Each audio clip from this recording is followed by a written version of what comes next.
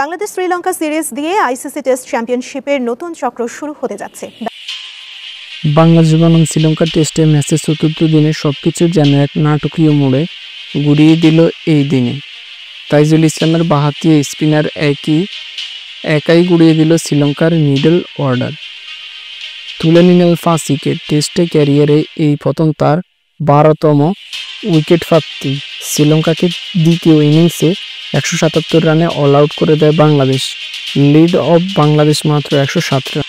বাংলাদেশের সমর্থকদের মধ্যে মনে হয় এটাই আশা, এই টার্গেট ছুঁয়ে ফেলছে জয় সম্ভবত। কিন্তু গল্পটা বদলে গেল। বাংলাদেশের টপ অর্ডার যেন হাওয়ায় উড়ে গেল। শুরুতে ফিরে গেলেন জয়, শান্ত ও মমিনুল। মাত্র 115 রানের মধ্যে নেই 6 উইকেট।